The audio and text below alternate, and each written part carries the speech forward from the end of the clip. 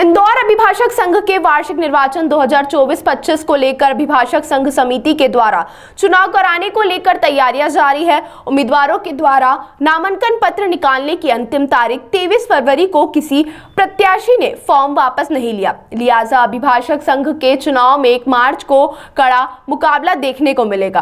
वहीं आपको बता दें, इंदौर अभिभाषक संघ समिति के सहायक निर्वाचन अधिकारी अशोक यादव ने बताया कि अभिभाषक संघ के वार्षिक निर्वाचन के लिए 1 मार्च को मतदान होगा, जहां मुख्य चुनाव अधिकारी मनोज द्विवेदी के नेतृत्व में होने वाले निर्वाचन में कई नवाचार के साथ ये चुनाव संपन्न कराए जाएंगे। चुनाव अधिकारी अशोक यादव ने बताया कि 23 फरवरी को किसी उम्मीदवार के द्वारा नामांकन पत्र वापस नहीं लिया गया, जिससे इस बार कड़ा मुकाबला देखने को मिलेगा।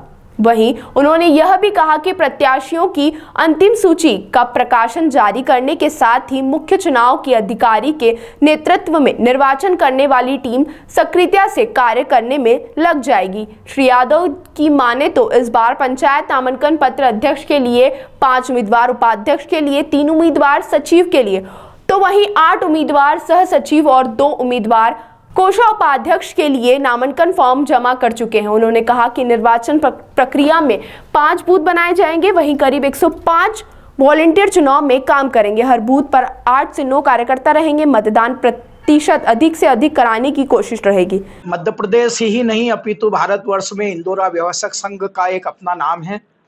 आगामी निर्वाचन वर्ष 2024-25 के जो चुनाव होने जा रहे हैं इंदौर अभिभाषक संघ में, आज नाम वापसी का अंतिम दिन था। किसी भी प्रत्याशी ने कोई नाम वापस नहीं लिया है। बहुत कड़े मुकाबले की संभावना है। ये परिवार का चुनाव है। उम्मीदवार जो है परिवार के ही हैं, आपस में चुनाव होते हैं और यहाँ पारदर्शिता के आधार पर हम लोग चुनाव कराते हैं। किसी भी उम्मीदवार ने कोई नाम, आज वापसी का नाम था 5 बजे तक का, उसके बाद किसी ने वापस नहीं लिया है। सभी उम्मीदवारों के स्वीकार किए गए। संजय मेहरा जी, राकेश पाल जी, मनीष सांखला जी, अर्श शर्मा जी, हमारे लव हाडिया जी, समस्त लोग इस काम को जीदारी से अपने एक हिम्मत के साथ एक तन मन धन से हम लोग लगे हुए हैं कि इंदौर जैसी प्रतिष्ठित संस्था का चुनाव पूरी पारदर्शिता के साथ संपन्न हो। यही है सर। कितने फॉर्म आए हैं और लगभग हम ये मान सकते हैं कि 6 फॉर्म जो हैं, 5 फॉर्म हैं। जो एक उम्मीदवार को 2 फॉर्म हैं, गोपाल कचोलिया के 2 फॉर्म हैं, लेकिन हम उसको एक ही मानते हैं।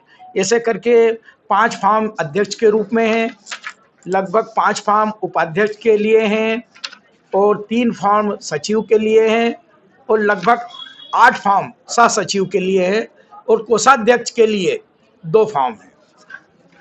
सर, क्या व्यवस्थाएं रहेगी, किस तरह से चुनाव प्रक्रिया रहेगी, क्या लगभग हमारे कने 150 वॉलंटियरों की जरूरत रहेगी।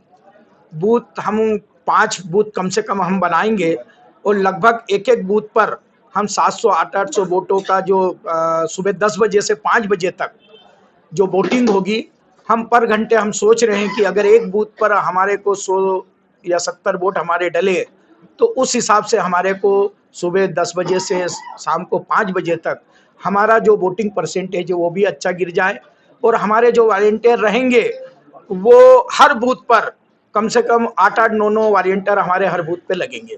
सर, कितने मतदाता हैं इस बार? लगभग 4444 मतदाता हैं, क्योंकि कोरोना काल से लगाकर अभी तक हमारे कई सम्मानीय प्रतिष्ठित हमारे सदस्यगण दिवंगत हो गए हैं।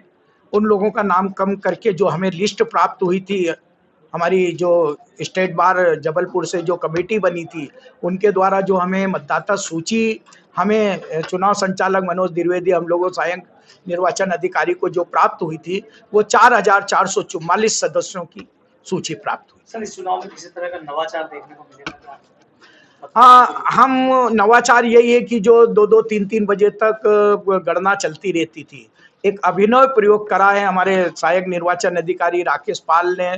कार्यकारिणी का जो सुबह 4 बजे तक गणना चलती थी, उसके लिए हमने काइन की व्यवस्था की है और उसके लिए हमने गणना के लिए हमने विस्तृत योजना बनाई है कि हम कार्यकारिणी और पदाधिकारी मिलकर 10 बजे के पूर्व हम इस चुनाव के परिणामों को घोषित कर एक इंदौर अभिभाषक संघ का नाम पूरे प्रदेश में, भारत में कितनी जल्दी चुनाव परिणाम घोषित किए।